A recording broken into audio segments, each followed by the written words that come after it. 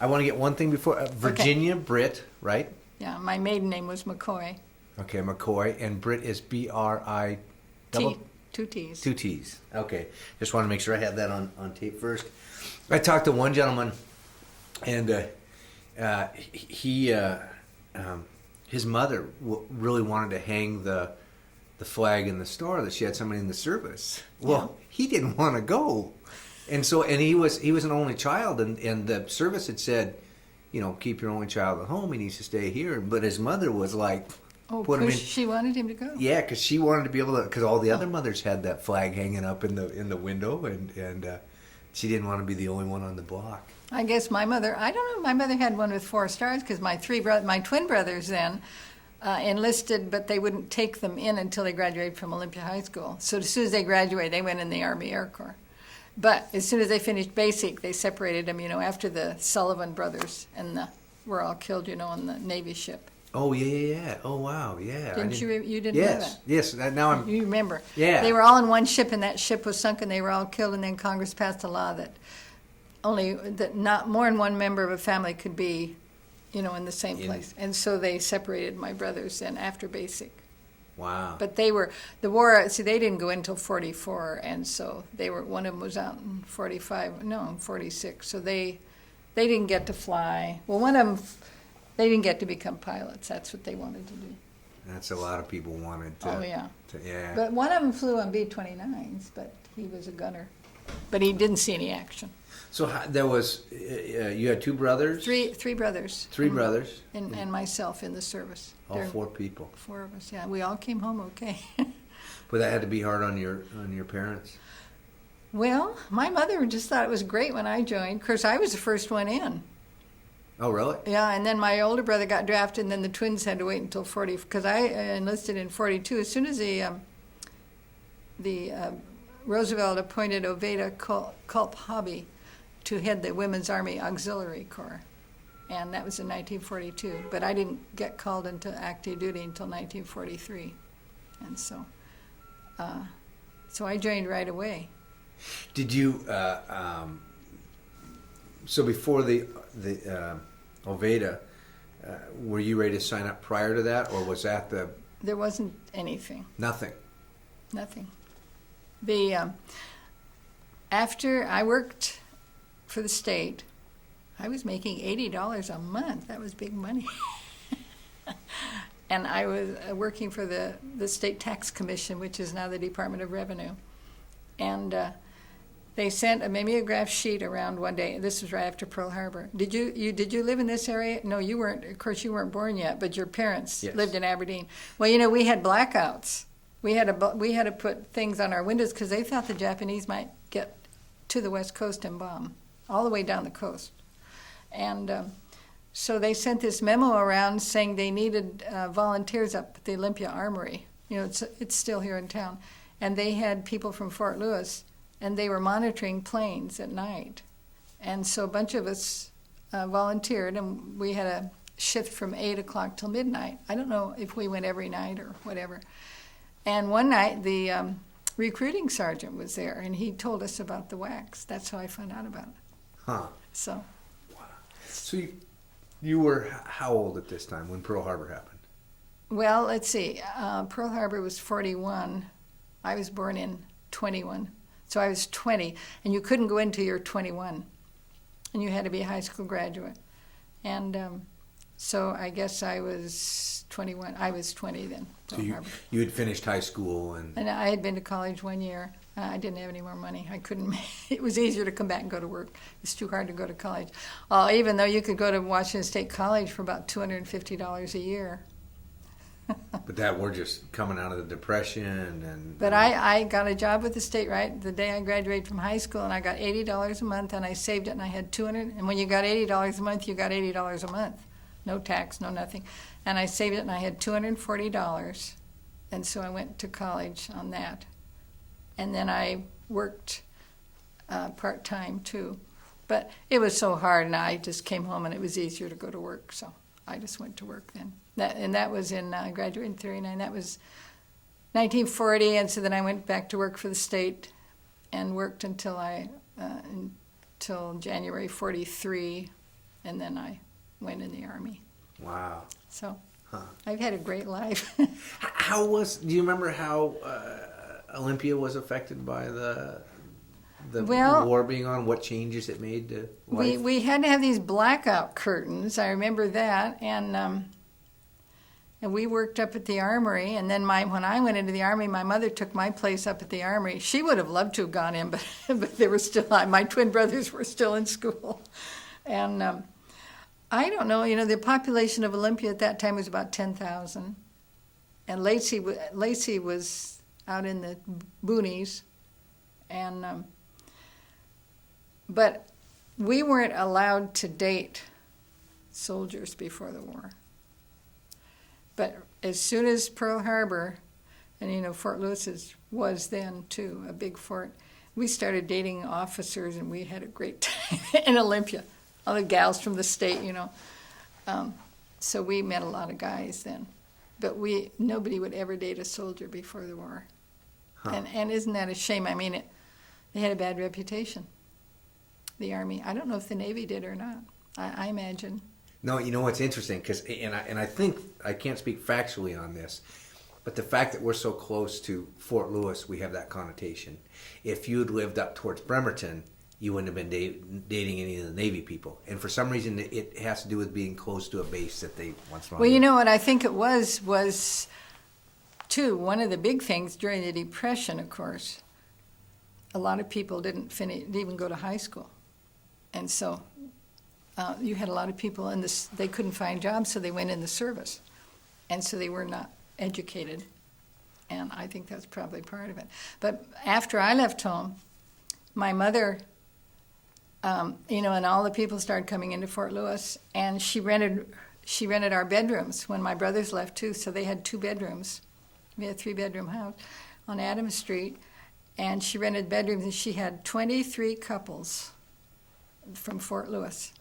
The girls would follow the fellas out, and then there was no place to live in Olympia. You asked what was Olympia, you couldn't find a place to live. We probably didn't have any hotels. I don't remember. It's like one. Maybe one. And that would be too expensive anyway.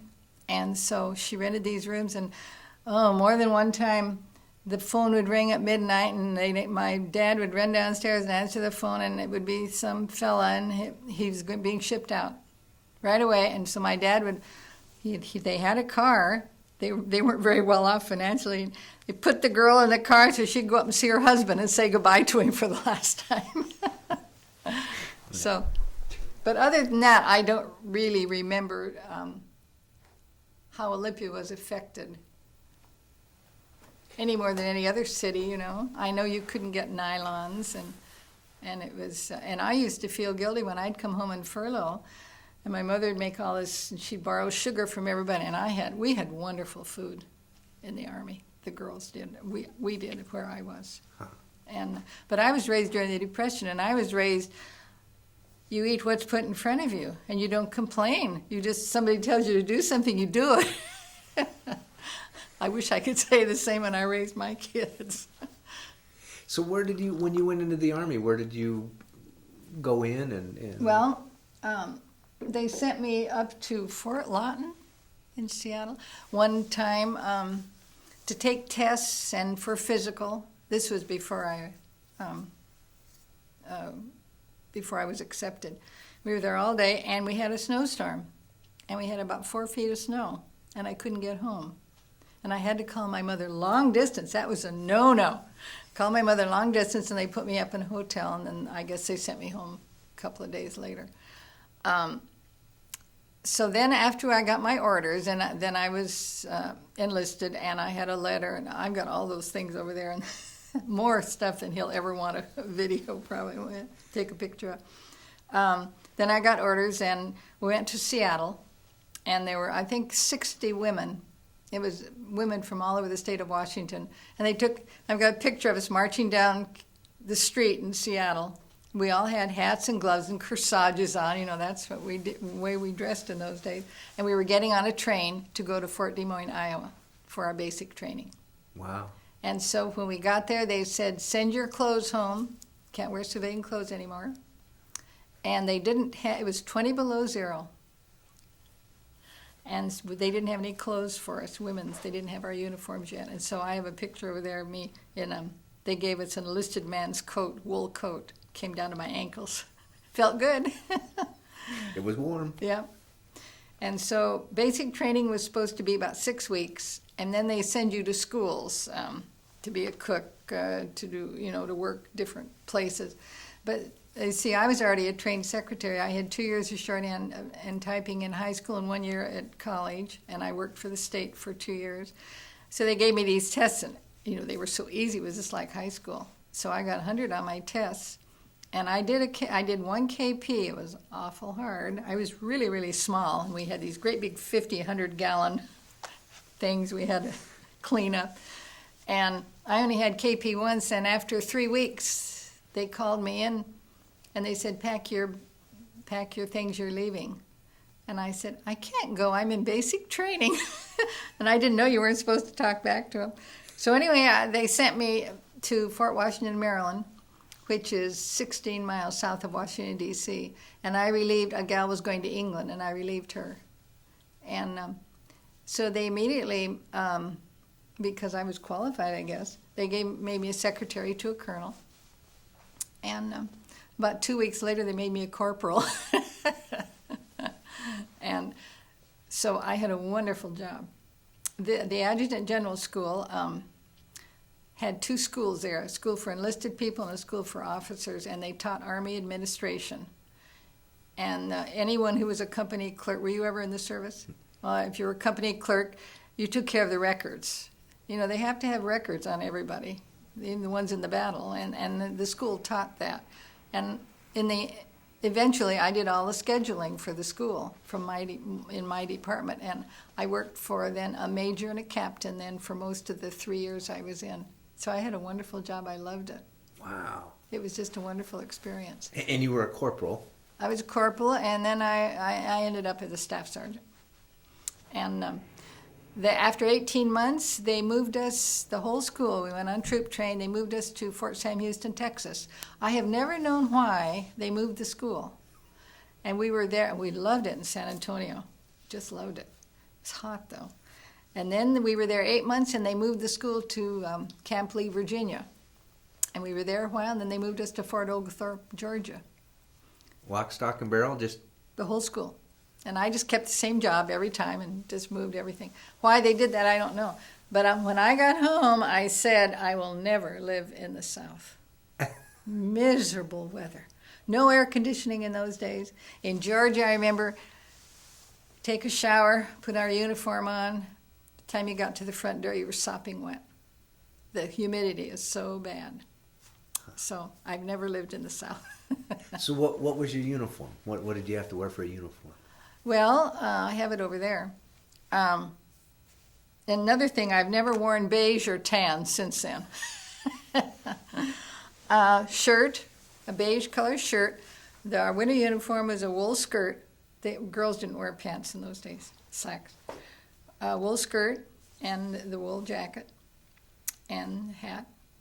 And then eventually, when we got into the South, they gave us summer uniform, khaki, but cotton, shirt, skirt, wrinkled, and you had a starch, awful. And then they finally came out with a shantung, you don't know what shantung is, it's a kind of a silky material, dress.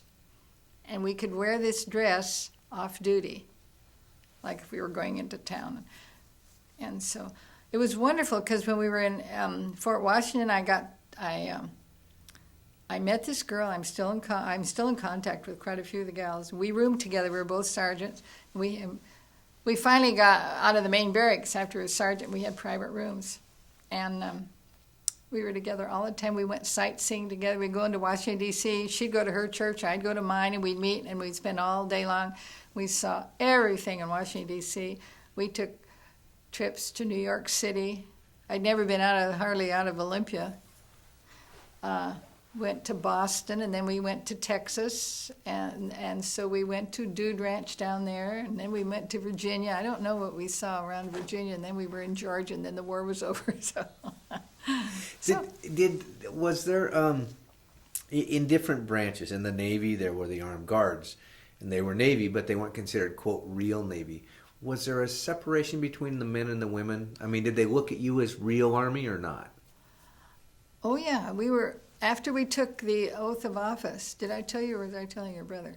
When we went in, we were WAAC. That's one thing I hope you get straight if you use any of this. Because Tom Brokaw, in his book, The Greatest Generation, I bought it when it first came out, whole thing was wrong on the women. I wrote him a letter. He answered me back. He said they would correct it. Whether they ever did, I don't know. Whoever did the research on the women did a poor job. It was Women's Army Auxiliary Corps.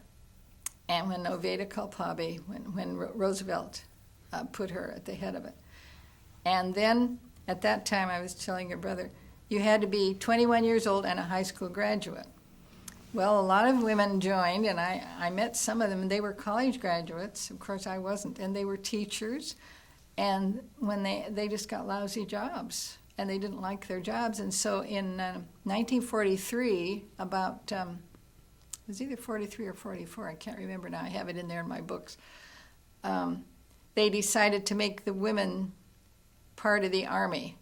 So they took out one of the A's, Women's Army Auxiliary Corps, and called us WAC, Women's Army Corps. So the auxiliary is gone now. So they said anybody that wants to get out can get out. And a lot of women got out because they weren't happy with their jobs. Then we took an oath of office, thousands of us, an oath of the Army. And I remember going to Washington, D.C., either Washington, D.C. or we were down in Virginia. Hundreds of us, and we took the oath of Army. So then we were part of the Army. But we're separate, not the way it is now. The men had their barracks, the girls had their, black people had their own. They didn't. They weren't together. Did you know that? I knew some of that, and I've heard different pieces of it. But so definitely the segregation. Oh, definitely. But they segregated the women. I think that's one of the problems now with the women in the Army. They ought to have, and they had women training us, and they ought to have women training the women. They ought to keep them separate now. They have a lot of problems when they have them together. But that's the modern way. So. You never know, that pendulum swings. Yeah, So. and one time, I had seen one black person in my life. He was going to Olympia High School. I graduated from Olympia High School. And so we get down in Texas, and we saw him in Washington. We didn't run into him too much in Washington, D.C. I don't know why. But one day I got on a bus in Texas, and I walked to the back of the bus and sat down. Nobody was on the bus. I was the first one on. Pretty soon the people started coming on, and the black people always go to the back. And the bus driver stopped the bus, and he yelled at me. I was so embarrassed. He said, "What are you doing back there? Get up here in the front." Real segregation. I was very embarrassed. Wow. But the white people sat in the front, the black people sat in the back. Huh. But I understand, they did have a few black companies, men, but not very many. But they were separate. Tuskegee Airmen were yes, they were African-Americans, famous. and they were designed to fail. And that was the big thing. They said, well, we'll appoint them, but we're going to make it so they fail. Well, guess what? They didn't fail. Yeah. And so, well, and now after we went into the Women's Army Corps, after they lost a lot of women from WAC, they changed the requirements. You only had to be an 8th grade graduate. And I'm not sure about the age. I think you could come in at 18. Well, if you're just an 8th grade graduate, you haven't had a very good education. And so then they started getting in people that weren't as qualified, I guess you'd say. So what were because you had a variety of jobs you could do. What were the jobs the women ended up doing? Well, I was telling him, this one girl, people from the South, hate to say that, but this one gal, and she's a friend of mine now, she's from Tennessee, and, they just didn't get a very good education in those days. I don't think they do today. Arkansas is one of the worst states for education in the country. But anyway, the only job she'd ever had was working in a dime store. She didn't know how to type. I don't know if they didn't have shorthand typing in the high schools down there. So they put him in the, what did they call it? They're driving cars and driving trucks.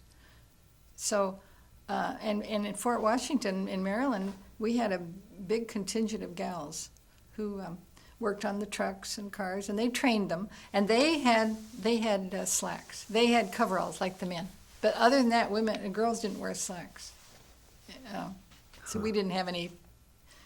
We never had any pants, any slacks for us that worked in the office. Then they had, with the school, of course, you had all branch administration, all these different branches like you would in state government, different sections. And so there were a lot of office jobs. And the girls drove trucks. One of my friends, I just visited her in Sacramento. She was a teletype operator. And she lived in Pennsylvania, and she was married. She and her husband worked in what do they have, the coal mines back there? Mm-hmm. And she worked in the office, and they had been married. They were married, and I don't know if he was drafted, but or he joined. And she said, "Well, if you go in, I'm going to go in too." So after he left, she joined the WWII, and she was a teletype operator, and that's what she did at the school. So if you were trained in something like that and there was a job for you, and I remember in basic training they said, "Oh, they need cooks." And I thought, "Oh no, I don't want to be a cook." And some of the gals, we had our own mess hall at first. And so the women did the cooking. And we had wonderful food. Huh. But like I say, I was raised to eat everything except liver. I couldn't eat liver. You and my dad. That's the one my dad can do. So really it was a wonderful experience for me. And then my two men I worked for, they were so nice. And I kept in touch with them for years afterwards. They probably were not too much older than I was, but I thought they were old. I was only 21 and somebody 30 was considered old. Then the Congress passed the GI Bill. And so the major said, "Now, Virginia, you've got to go back to college." He said, "You can do it. You'll get $50 a month or $54 a month." He said, "You did it before and you didn't get any. You can do it now." So, "Oh well, I don't know." And so anyway, I was discharged in January, and it was too late to go back to college because Washington State was on semester systems then. So I came back and I worked. And in September, I went back to college. But I met my husband, and so I never finished college. I only did that 1 year, and I've always regretted that. So I went one more year, and he went back after he was drafted, and he was a junior, so he only had to do 1 year. So at the end of the year, then we were married. And, of course, we didn't even have a car. We didn't have any money at all because we'd just come out of the Army, both of us. And he worked up at the Forest Service in the summer, and I got a job with the state, and we saved enough money. And he got a job in California. They had, and he was a forestry major, and it was still hard to get good jobs. And so this company was called American Lumber and Treating Company, and they sent him up to the colleges to interview. I don't know if they still do that or not. And so he got this job in Los Angeles in a wood treating plant. So we got married the end of August, and 2 days later we went to California, and we were down there for 7 years before we moved back up here. But we didn't have anything, and so of course I went right to work, and I worked for the Immigration and Naturalization Service, and we saved our money. We didn't even have a car. Huh. We had nothing, so we saved our money, and we bought a car, and pretty soon we bought furniture, and with the GI Bill, we were able to buy a house for $50 down. And so we bought a brand new, lovely home. And just before our first daughter was born, and I quit working. And so we had a new house and new furniture, new everything. So we started out. But the GI Bill was a wonderful, wonderful thing. Because so many of these people, just like my age, we came through the Depression, and most, if you were able to go to college, that was really something great, even though college didn't cost very much. My folks didn't have any money at all. So when we got over to Washington State College, and it was that way all across the United States in September of 1946, hundreds of thousands of people went back to college all over this country on their GI Bill. So they had a little teeny bookstore about half the size of this room over at Washington State. and we couldn't get our books. There were just, I think there were 3,000 veterans in 1946. So they said, okay, all the veterans come on Saturday morning. We're usually not open, and we'll open at 8 o'clock. So we got there at 8 o'clock, and the line was about a mile long. There were 3 girls in the line. I was one of them, and that's where I met my husband. He was in line, and after 4 hours, we still didn't get our books. They closed, and we went to a football game. But that's where I met him, and so we got married at the end of the summer after he finished. But I don't know why I didn't go back to college, because I always wanted to be a teacher, and I just thought I had to work and buy furniture and other things, so I never did go back to college. So I only had 2 years of college. Wasn't that kind of the way it was then? I mean, Unless you wanted to be a teacher or a nurse, you didn't have to go to college. You could get all the training. But they had wonderful teachers at Washington State. They had a wonderful secretarial science course, and I just continued and took that. And I always remembered this one teacher was the head of the secretarial science department, and I was there in 1939, and then I didn't come back until 7 years, and I walked in the door, and she said, "Hello, Miss McCoy, how are you?" She remembered me. It was small then. And so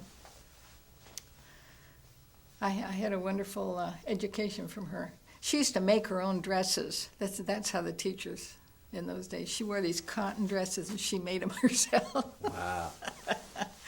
She was a typical old maid. What was your daily duty when you were dealing with it? You worked under a colonel? First a colonel, and then he left, and then a major and a captain.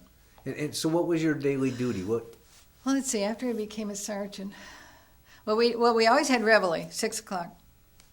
Out of bed, put your coat on over your pajamas, and run out and have reveille. Formation. Then we'd come back in, we'd have breakfast. Then we'd go to our jobs, 8 o'clock, and to 5, mine was. And then on Saturday, we worked half a day. Before I was a sergeant, then you'd come back to the barracks, and you had KP duty, or you had latrine duty, or guard, what they called, we'd be up, at night, be sure that no men got in the restrooms, but we didn't have that problem then, really. We didn't have that problem, that everything's okay. You still had to go to work the next day. We worked really hard, but we had lots of time off too, like in the evenings. If we weren't on duty, KP duty or kitchen or in the latrines or on duty, and then you had your evenings free. But then after you became a sergeant, you didn't have to have those duties, which was nice. And I remember in Fort Washington, Maryland, have you ever seen a bug this big? What do they call them? They have them in Texas too. Not the cockroach? Cockroaches. Oh. We don't have them out here. The first time I saw one of those in the restroom, I thought I would die. Great big, and you can't step on them. They're thick and crunchy. But then on Friday, every Friday we had a formal dress parade. So we'd leave our jobs, come back to the barracks, and we for the colonel of the charge in Fort Washington. He was so proud of his wax. That's what the girls say. I don't remember that, but so we had a formal dress parade, and we marched, had band and everything. We always had, and then retreat. And so we learned how to march. It was fun. I just loved it. I remember basic training. I had a terrible time trying it because I only had 3 weeks basic. They'd say turn left, and I was going right, but I learned pretty fast. Learned how to march, and it was fun.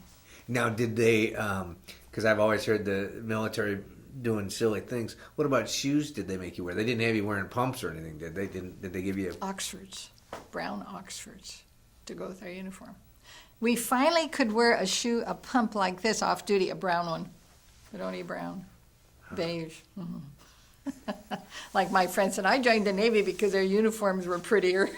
They were navy blue, and I've never worn anything beige since, or tan, because my hair was very light then, and blondes didn't look good in beige. Sounds like a good name for a movie. Blondes didn't look good in base. Yeah. World War II, the whack story. Right. So what did you were you doing secretarial work, or what did you do for the colonel? I scheduled these classes. Well, I started out, of course, secretary to this man who was a colonel. Then he was transferred, and so then they put me in with the major and the captain. And rather than the shorthand typing that I'd always done, they started letting me schedule the classes. And so we had these big sheets for our division. There were other people doing for other divisions. And so we scheduled the classes for the week, and we had these big sheets of paper, and that was part of the duty. And there were other girls in the office. I was the top girl, and I was a staff sergeant. But of course, the men were always there. They were the boss. And I don't remember ever bossing anyone around. I mean, I didn't know what that meant, really, in those days. How about getting saluted in? Oh, yeah. Officers, yes. Whenever you meet an officer, you always salute it. When I came home on furlough the first time, my mother and I were walking down the street in Olympia, and she saw officer coming. She made me cross the street so she could see me salute him. So. Well, now what about you getting saluted? No. Enlisted people don't get saluted. Only really? Only officers. Oh, I didn't know that. I thought that it just was ranked up that you saluted. Second lieutenant, first lieutenant, captain, major, lieutenant, colonel on up. The enlisted personnel are not saluted. Now, do you go through a lesson on titles and ranks, or how do you learn all that? Because that seems like that'd be really confusing to me. He's got birds on, he doesn't have birds on. Am I supposed to salute? Who's a what rank? Or? You know who's an officer, the way they dress. The officers' uniform, their dress uniform is kind of a beigey pink pants. You've probably seen them in old movies. And then the brown, and then with the rank on their shoulder. The enlisted people have the rank on their sleeve. But when you enlisted, did they take you to a class and say? Oh, well, you learn this in basic. Okay, so they say, soldier, here you go. You see these, you're going to salute. Yeah. Because there's this protocol that. Oh, definitely. In fact, we were told we could not date officers. Enlisted people don't. And so, of course, we were young. There were a lot of officers there. So I was going with the second lieutenant. And the first sergeant and I were good friends. She said, now McCoy, she said, you know you're not supposed to go out with him. I said, oh, I know it. But anyway, we'd go to the movies and we'd wait till the lights were off and then we'd sneak in. Because they could have taken my rank away from me if they'd caught me. It was against the rules. And then he was shipped out. And so then I thought, oh, it's too much trouble. I'll just date enlisted men. And we had dances at night. Because the people that were going to school and they were in school and studying, and then at night, I don't know if on the weekends, they had dances, and so we sure had fun. Did they have a hall there? Yeah, I remember the one in Texas, but I know they had them everywhere, the clubs, service clubs. That's what they are. USO clubs, service clubs, and now, of course, in the officers club, only the officers. Separate. Enlisted club, only the enlisted. Oh, definitely separate. Live bands or canned music? Oh, yeah, because we had a band, and I don't remember if the fellows that were in the Army band, and I've got pictures of the band, because I was in the Drum and Bugle Corps, and whether they were the same fellows that played for the dances or not. But I think it was so different, it was such a different life from what I was used to that it was fun for me. Some people didn't have as good a time, I guess. Well, now, what did you do in the Drum and Bugle Corps? Well, when we got, I don't know if we did that at Fort Washington or down to Fort Sam Houston.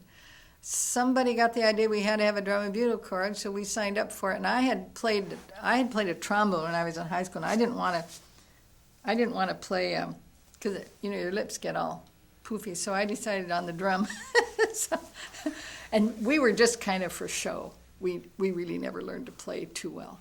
But they put us with the men's band, and we marched all over. We marched in towns and cities and for occasions, and that was fun, too. Competition? No. No? We weren't good enough. No. They did, there were some women in the Army at that time that were accomplished musicians, and they did have some Army bands, some, I don't know where, in other places, that really knew how to play. Huh. I can't say I could play a drum very well. Now, when you were off duty, did you wear your uniform, or did you have civvies that you? We could wear our civvies around the house, around the barracks, but no, we could never wear civilian clothes when you went into town or off the base. You had to be in uniform. But they finally, when we were in Washington, D.C., when you got in those hot climates, the wool uniform, they invented this pongee or dress, but and you could wear that in the summer, and it had a hat, just like my hat over there. So you were you were considered to be in uniform. No, we couldn't wear civilian clothes off of the base. You always had to be in uniform, because this was wartime. So how were you treated when you were in uniform in the public? Wonderful, wonderful. At that, World War II, everybody was for it. Everybody was trying to help the war effort, and they had USOs. We went to first time we went to New York City, and we went to saw Frank Sinatra. He was singing with the what was the name of the with a group that was on the radio. We went to Radio City Music Hall Theater and saw him perform when he was first popular. We went to a USO club, and we had uniform on, and they welcomed him. We stayed overnight there. It cost $1. And I think they wrote my mother a card. I think I have the card in my scrapbook there. Your daughter was here. She looked fine. She's well. And I'd go to church, and the people would rush up. They want to take you home for dinner. I mean, everywhere we went. One time, the first time we went to New York City, we went up into the Empire State Building at the top of it. Have you ever been there? No. It's up 68 floors or something, very high. And somebody says, Virginia. And I turned around, it was a fellow I went with in college. Can you believe that? And he was an officer in the Navy. I hadn't seen him in years. It was a small, and then I went around another corner and I met a fellow that I was in high school with. And he was visiting too. He was stationed back there somewhere. Wow. So they were just, everybody, every young person that could was in uniform. Men. Huh. The men wanted to be. And I guess they were drafted too. But the women, of course, it was all volunteer. Now, to hear your vision of the war, there's this very fun aspect, which actually it sounds like there was a lot of life in war, because I mean there was things happening, people learning and things. But how real was the war aspect of the tragedy of war to you? Of course, it's terrible. But we were so young, and I don't remember spending a lot of time listening to the news. I'm ashamed to say that. But I happened to be in Boston on a 3-day pass on D-Day. And I have a newspaper that shows that. So we knew about the invasions and the battles and the terrible things going on. And at one time when I was in San Antonio at Fort Sam Houston, they picked me to go overseas in the South Pacific. And my boss had a good talk with me, and the major, and he said, now, Virginia, he said, your mother's got 3 sons in the Army. And he said, I just don't think she'd like it if you went overseas. And he said, do you really want to go? And I said, well, I don't know. I'll think about it. So I decided not to, and they found somebody else to go in my place. Wow. Had to find somebody else. I'm always glad I've always been glad I didn't go. The South Pacific was a terrible place to be. The weather and everything, and every place was a terrible place to be when you're in battle, but the South Pacific was particularly bad because of the insects and all of that type of thing that the fellows had to go through. And of course the women did too, the nurses. The nurses did wonderful jobs during the war. Did you have any friends that were nurses? Well, no. One of my friends in high school, and she went to college, and to the University of Washington, became an RN, and she did join the Army, but I don't think she ever got overseas. But her fiancé was died in the Bataan Death March. And so she never saw him again after he was captured and was in the Bataan Death March. But other than that, no, we didn't see any nurses because I didn't work near a hospital or anything. See, I think it's interesting. You said, "Oh, I was ashamed that I didn't listen to the news," but you were a kid. Yeah, this is it. And I was so young. That's what we're trying to understand. What war really is, and to some people, yeah, World War II was going on, but you're a kid. I know it, and just think of these kids, the kids that were there fighting the battles. What a terrible thing. These young kids over there doing, like D-Day, so many were killed, and just awful.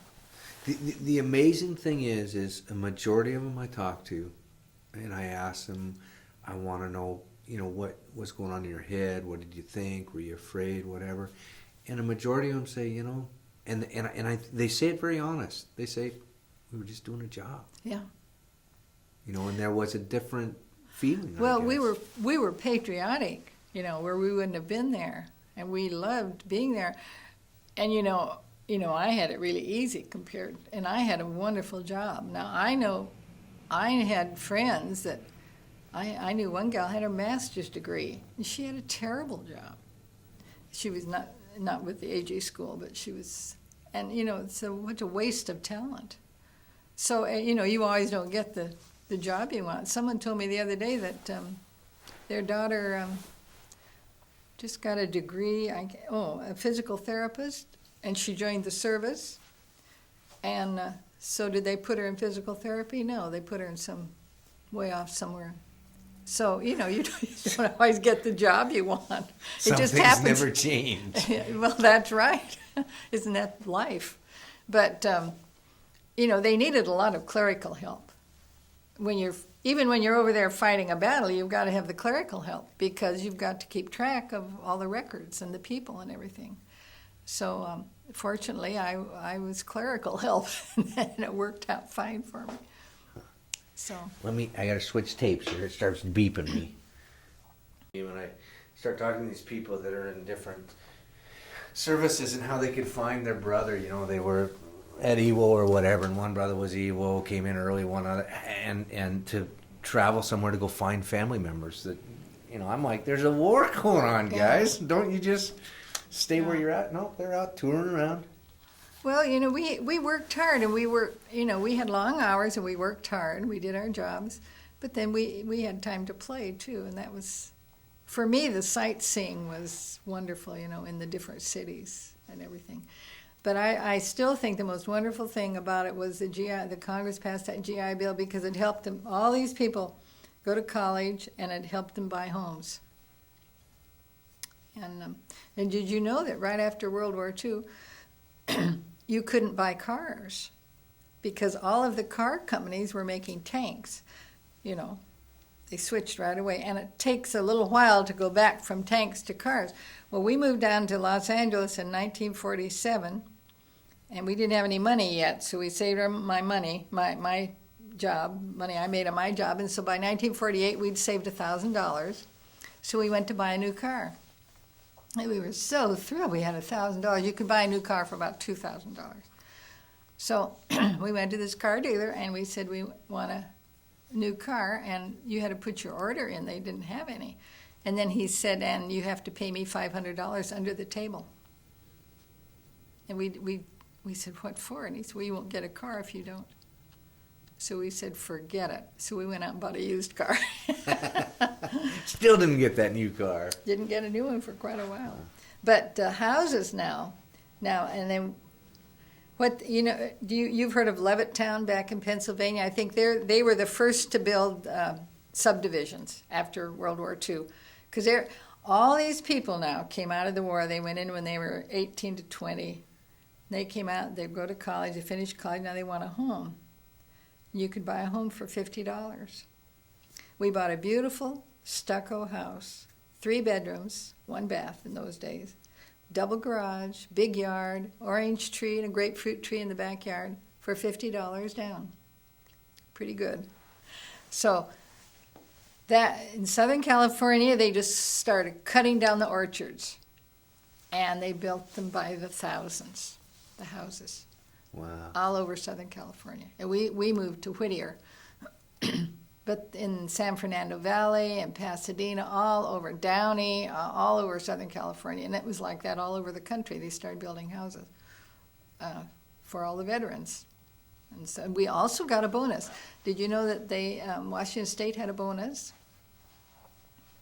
I can't remember all the details, but the legislature passed a law here. If you were in the service so long and were from here, you'd get this bonus. So I got a bonus. You know, getting even $200 or $300 in those days was just like $2,000 or $3,000 now. So my husband put in for his bonus, and they said no. My husband was from Washington, D.C., and he had come out to Washington State College to go to college. So they said, you don't qualify for a bonus. And my mother said, oh, yes, he does. So she goes up to the governor's office, and she sits there until the governor saw her, and he got his bonus, $400. Because he had lived here for 3 years going to college, so he got his bonus. Now, in California, they passed a special law. If you were a veteran, you could buy a house for 4.5% interest. We weren't California veterans, so our first house was 5% interest. So that just helped a lot of people get started. That's life. amazing, because you forget that part of it. You know, everybody talks about the war, what happened during the war, but then you forget, well, war ended, and now something has to happen to America. Yeah. You know? All these people went to college. Hundreds of thousands. I wonder if they know how many hundreds of thousands of people went to college and used their GI Bill that couldn't have gone before. I'm sure somebody somewhere has a statistic on that. But you know, that made my generation much more literate. Then half of those people became CEOs of big companies and managers, and the men. And now my twin brothers graduated from college. They couldn't have gone without their GI Bill. Now one of them got home and put I put in for to stay in a dorm when I first got home. But you see, when you've got 3,000 veterans coming, they didn't have any space for them. They were lining them up in the gym on sleeping bags over there at Washington State College. And so one of my brothers had a place to stay, but the other one didn't get home until just before September. He didn't get out. He was in the Army Air Corps. And so they said, there's just no place for you. So my mother wrote the president of the college. My mother was a great writer. She wrote the president of the college, and she said, my son's been in the Army for several years, and they just came out, and now they say there isn't a place to stay. And the president wrote back, and he said, you tell them both to come, and we'll find them a place to stay. So they did. Yeah. I must take after her, because I write letters all the time to the editor and to Tom Brokaw, everybody else that I don't like, the senators. Your mom sounds great. Oh, she was. She was a real entrepreneur. Now, I mispronounce it all the time. The adjunct? Adjutant. Adjutant. ADJUTANT, Adjutant General's School. What is that? Explain that to me. Well, they taught Army administration, and that was their main function. I may have something over there in my scrapbook. I think I do, that says the Adjutant General School. It was a whole segment that trained people to keep the records. And every group, every division, every barracks, everywhere, they had to have somebody typing up the records. You had to keep records if you've had your shots and your rank and something happened to you, who they notify, all this type of thing. And your training, if you've gone to this school or that school, to give you the jobs. And just imagine keeping track of all the people that were in the Army. All of those records. Pre-computer. Pre-computer. Yeah.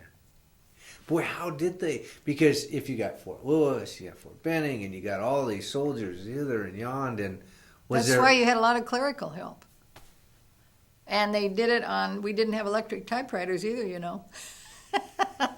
old manual typewriters. That's how we learned to type. Yep. Well, not like maybe some of the men, but not the girls.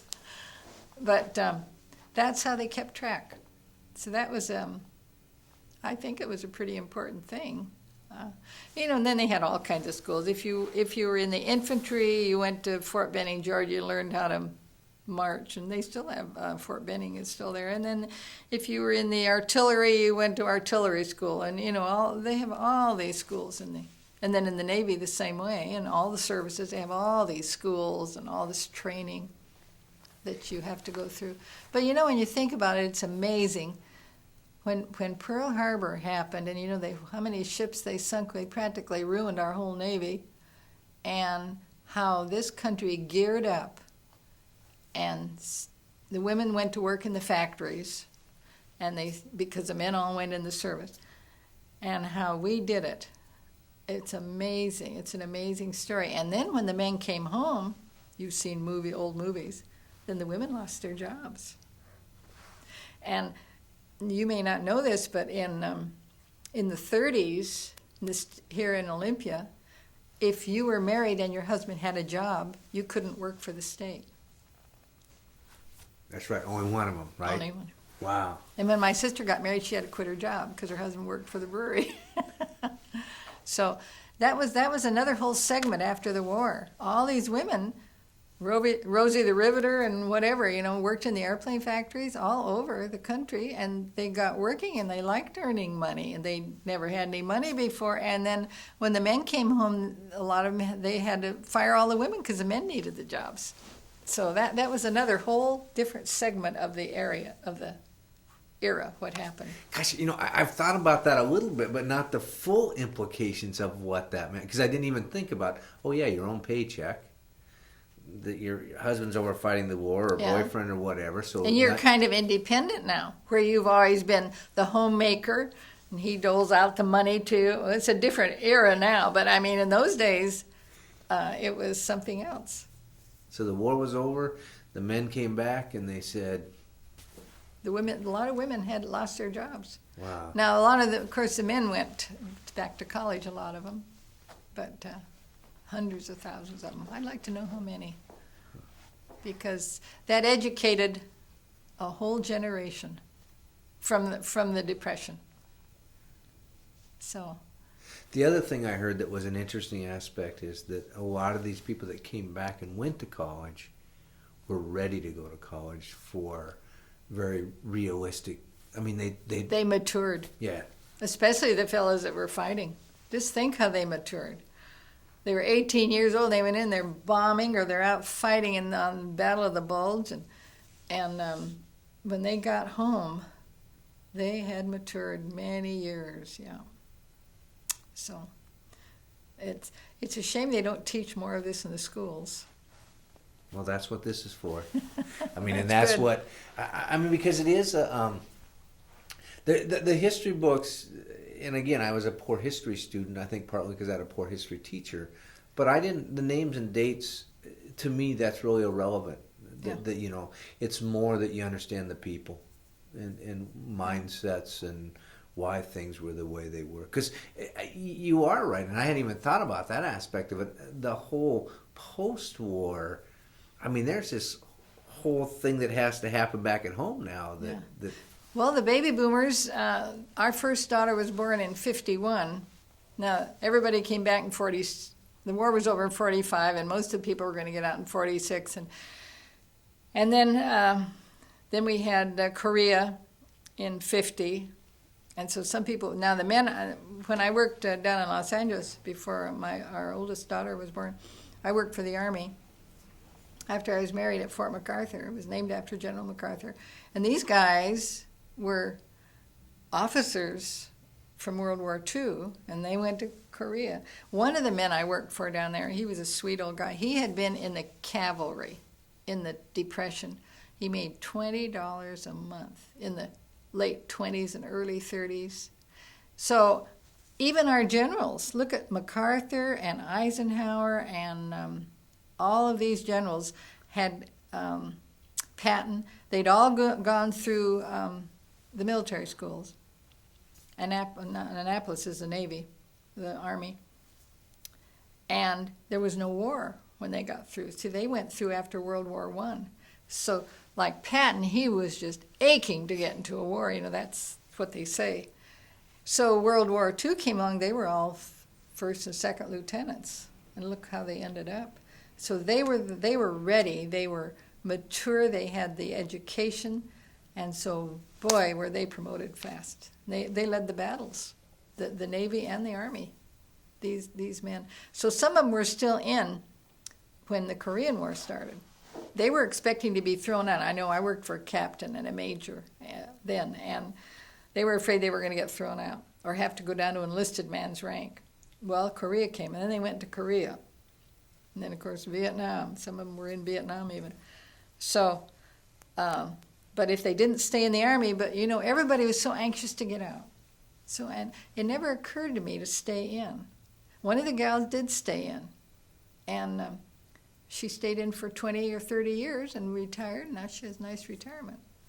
It never occurred to me to do that. I couldn't wait to get home. I wanted to go back to school, do all these things that girls were supposed to. Yeah. Now, your husband served also? Yeah, he was in the Army too. And what was his rank? Corporal. Uh-huh. But we were out of uniform when we met, so it was all right. He was in, what was he in? He was in Alaska. I can't remember what he did up in Alaska. But, for a while they thought, the Japanese would come down in Alaska. Well, yeah, because they came to the end of the ocean chain. They came into Kitsu, up in that area, the far end of the ocean chain. And Yeah. Now, his brother, my husband was a twin, too. His twin brother was in the Battle of the Bulge. And he came out okay. And then my brother was in the Battle of the Bulge.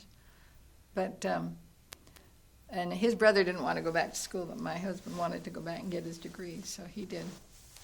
So he wouldn't have met you if he hadn't. What? He wouldn't have met you if he hadn't gone back to school. All these men I met and went with during the Army, and I came home and I go back and I meet my husband standing in line to get books. I had who was I talking to yesterday? There was this nice woman. She was a nurse and she had been at the Bulls, but her memory wasn't full. But when she came back, her husband, they were having their first child, and it was a daughter, and he quickly thought of a name. And I think it was Amy. Nice short name. Everybody really liked it. Well, as time went by, they discovered where this Amy name came from. They thought he just had made it up. What was a Red Cross gal that he met during the World War I was going to say an old girlfriend. So luckily their daughter has a sense of humor and found that amusing.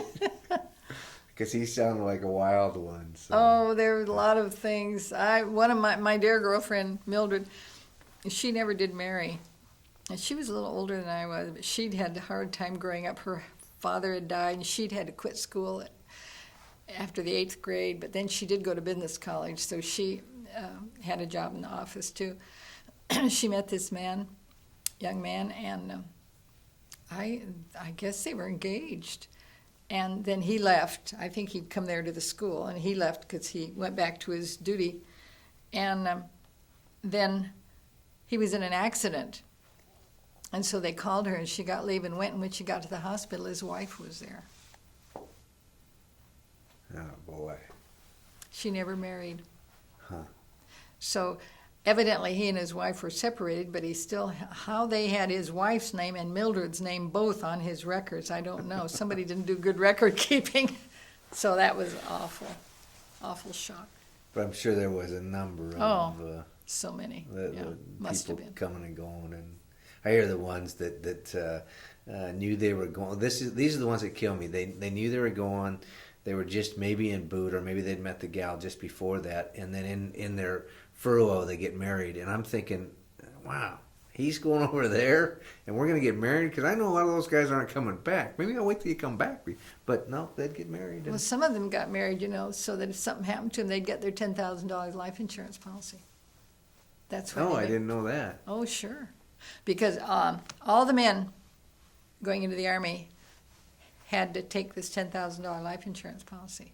The women didn't have to, and I regret I already had one, with Metropolitan Life, so I didn't take it, and I always regretted that I didn't take it. And, oh, sure, that's why a lot of gals married these guys. And then if they got killed, they got their $10,000 life insurance policy. Isn't that awful? But it's true. And then if they came home, they're like, darn. And then they dump them. Wow. Yeah, there is a two sides to every coin. And, you know, after, this is another thing, the GI insurance, they called it. When we first moved to LA, we got a letter from the War Department, and it said, your $10,000 life insurance policy is, you have to convert it to a 30-pay life. And it's not going to be $10,000 anymore, it's going to be $3,000. And you have to do this, so, you know, so he did it, we did it. And it was $5.10 a month. And, you know, I have friends around town here, and they dropped it. They said, we just couldn't afford the $5.10 a month. You know, the salaries were only about $150 a month, and they had to pay rent and had a car, and they were having babies, and so they dropped it. So we kept it. My husband kept it. And so pretty soon the 30 years was up, and it was paid for. So now this is $3,000. So pretty soon he just started leaving the dividends in. And when he passed away, the policy was worth over $15,000. I couldn't believe it. Wow. Isn't that something? From $5 a month. $5.10 a month for 30 years. See, that's one thing that my generation forward doesn't understand, that to look forward like that, to be able to, you know, everything has to be today. Yeah. You know. But I don't have any insurance. And so I was always sorry that I didn't take that out. But that would have been another $5. We probably couldn't have afforded $10 a month. So pushed you over the limit right there. That. Right. But this dear friend of mine, and he was in the Navy, and I said, how come you didn't keep your policy up? And he said, we just couldn't afford $5.10 a month for insurance. So, you know, I tell my kids these stories, and they say, oh, Mother. You know, they're the baby boomers. And I think it's partly my generation's fault. I think it is with my kids anyway, although I have two wonderful girls, and they both college graduates, and they both have good jobs and everything. But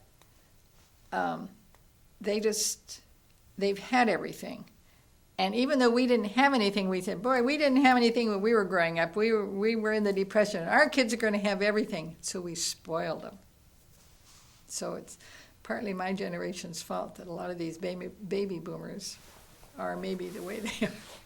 Well, I know my mom and dad, my mom passed away not too long ago, but she and I had talked about that a lot, and she had said things like that. And I kept saying, but Mom, there's no book. There's nothing written to tell you how to do it. You were doing because she kind of felt guilty about it. Yeah. But that was it. You wanted your kids to have better than Yeah. what you had, you thought. You know, that's what you were trying to do. But you know, even during the Depression, there were 6 children in our family, so there were 8 of us, and we had everything. And my brother said one day, he said, I didn't know we were poor. We were just like everybody else. And you didn't know any different. Yeah. I mean, because that's what we had fun, and we played out in the street, and we had makeover clothes, and we always had food on the table. You know, we thought a thing about it. So, but it's hard to explain that to generation. You know, back there in Washington, D.C., I have a picture of it. The Roosevelt's memorial. It's just 2 or 3 years old now. And they have bronze statues of a bread line because that's what they did in those days. Of course, now they have welfare. Yeah. They didn't have it That then. temporary welfare that they started. Yeah. I don't think they'll ever be able to get rid of it. Nope. But anyway, 2 years ago, let's see, 2 years ago, yeah, 1998, we went back to Washington, D.C. for the inauguration of the Women's Memorial. And they built this beautiful memorial right at the entrance to Arlington National Cemetery. And there were about 46,000 women there. And we had a little reunion of our group, but all these old women from World War II. And it was really, it was a wonderful affair. It was for 3 days. and it was very well put together and everything. And so they now they're trying to get a World War II memorial back in Washington, D.C. They don't have a World War II memorial. Bob Dole, I think, is in charge of that. And it's going to be, have you ever been to Washington? No. It's going to be, oh, you should go. It's a wonderful place to visit. In front, along the tidal basin in front of the Washington Monument. But they're having problems. I was just going to say, they're still negotiating on that. I just read the other day, they've got so much money, but somebody doesn't want it built in that location. Exactly. Because they broke dirt, they broke ground, but they brought out this trough of dirt and did it because they weren't sure if that's exactly where it was going to be. You know, in that tidal basin there in front of the Washington Monument, my husband, he said when they were little kids, they used to sail little boats up and down there. Now you can't. You can't. In fact, I think this is interesting. He was raised in Washington, D.C., and when they used to inaugurate the presidents, you could run right up. They had all these trees. They'd climb up the trees and watch the inauguration. Yeah, try that today.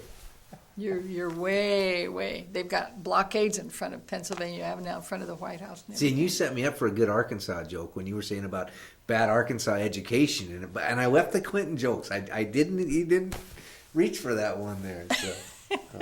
Well, it is. I think it's the worst education, and I guess in the South yet. The education is. I hope that changes now pretty soon. Maybe they'll be able to help it. Now, you kind of answered one question I had, the fact that you went back to see the women's memorial back there. And I was wondering if, because I know that there is for lack of a better word, a discrimination, man, women, black, white, green, purple, within the service, and which branch looks on which, and are women second-class citizen within the service. Do you view yourself... It's kind of a hard one because you can't get in the head of some other veteran.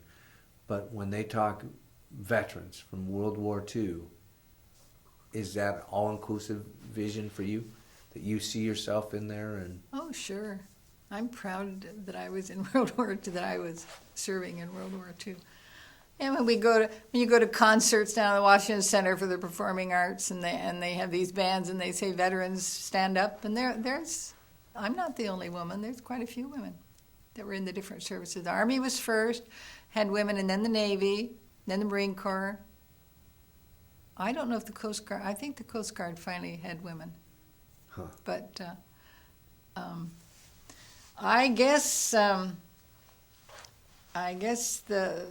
they did a lot of good.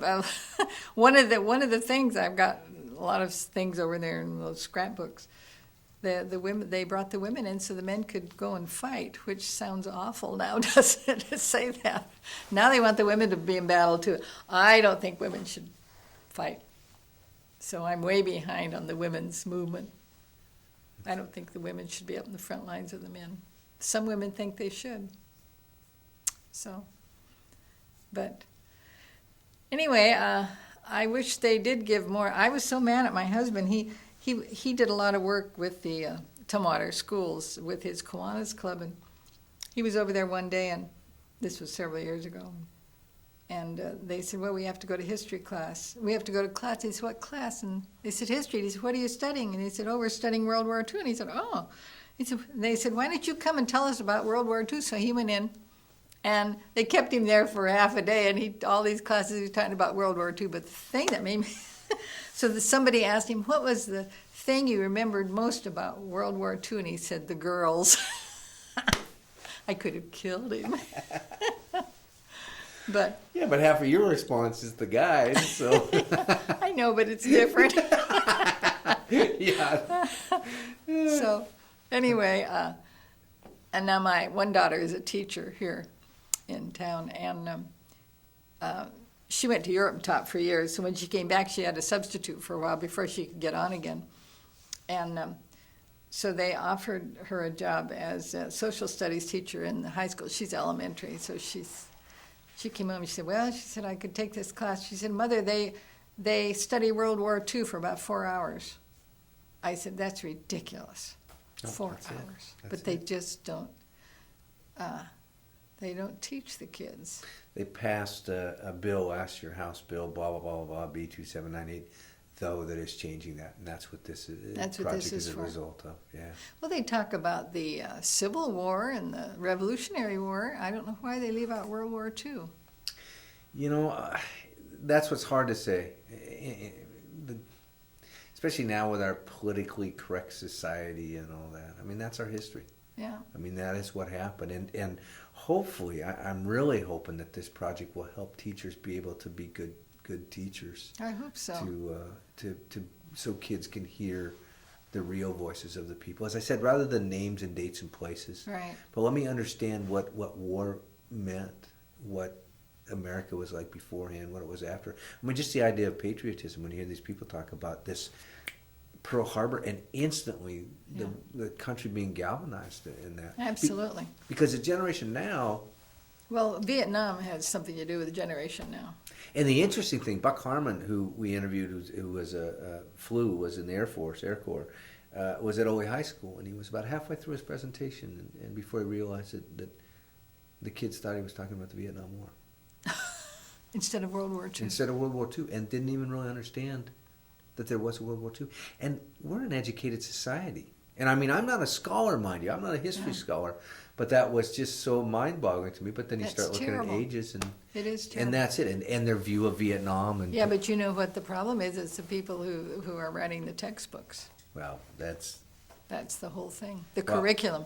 I off tape, I'll tell you about dealing with SPI and what an adventure that is. But yeah. Now, I was just down south on a cruise on the Mississippi River, and I'm telling you, they're still fighting the Civil War down there. Oh, that's people tell me slavery's dead, but I don't believe it. Having been down to the South, I mean, it's. And don't ever believe that there isn't still the integration. Yeah. And we took a tour of Vicksburg, and they're still fighting the Civil War. But I don't know why we can't fight World War II also. Like that's their main. In Vicksburg, that's their main way of earning money, is going through the battlefields. Do you think that there was a message from World War II for future generations that don't exist now? I don't know.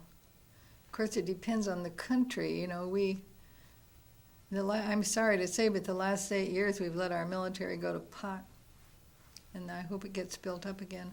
But now it's so different. We'll never fight another war like World War II or even like the Gulf War because of the missiles and all the technology and everything. So I don't know what the message would be, except the country needs to be prepared. We're the greatest country on earth, and we need to be prepared.